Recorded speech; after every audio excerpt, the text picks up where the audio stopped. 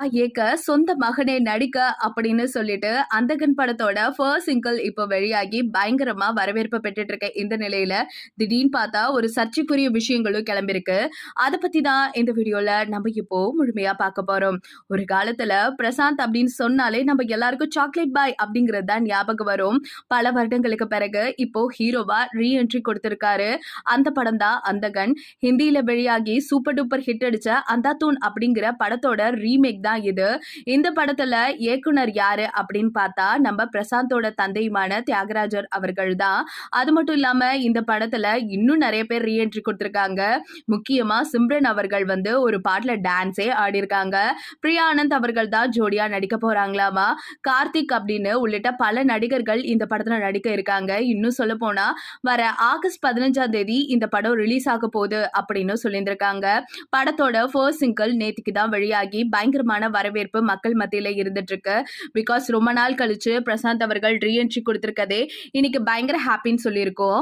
இந்த நிலையில இது என்னோட இசை இல்லப்பா அப்படின்னு நம்ம சந்தோஷ் நாராயணன் அவர்கள் பதிவிட்டிருக்க அந்த ஒரு செய்தி பயங்கர சர்ச்சைக்கு பேர் போயிட்டு இருக்கு.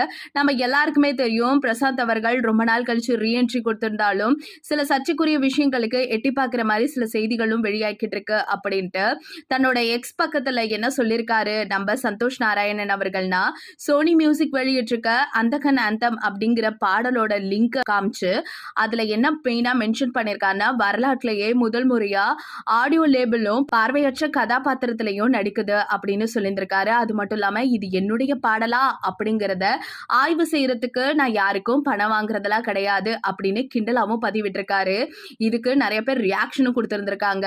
அதுக்கு அடுத்த பதிவுல என்ன கொடுத்திருக்காருன்னா, இது நான் வழங்கிய இசை தானா, மியூசிக் தானா, இல்ல இது நான் பண்ண அரேஞ்ச்மெண்டா, இது எல்லாம் உங்களுக்கே தெரியும், நான் சொல்லணும்னு அவசியம் கிடையாதுங்கிற மாதிரி ஒரு டாட்டும் வச்சிருந்திருக்காரு. இந்த பதிவு இப்போ மக்கள் மத்தியிலையும் ரசிகர்களுக்கு மத்தியிலையும் பெரிய சர்ச்சையும் ஏற்படுத்தியிருக்கு. சந்தோஷ் நாராயணன் என்னதான் சொல்ல வராரு, இசையமைச்சிருக்க பாடல்கள்ல சில மாற்றங்கள் ஏற்பட்டிருக்குன்னு சொல்ல வராரா அப்படிங்கிற மாதிரி நிறைய ரசிகர்கள் கேள்வி எழுப்பிட்டு வந்துட்டு இருக்காங்க.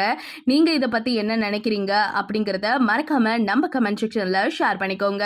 இது போல பல அப்டேட்ஸ் நீங்க உடனுக்குடனே தெரிஞ்சுக்கணும் அப்படின்னா நம்ம சேனலை மறக்காம சப்ஸ்கிரைப் பண்ணி வச்சுக்கோங்க.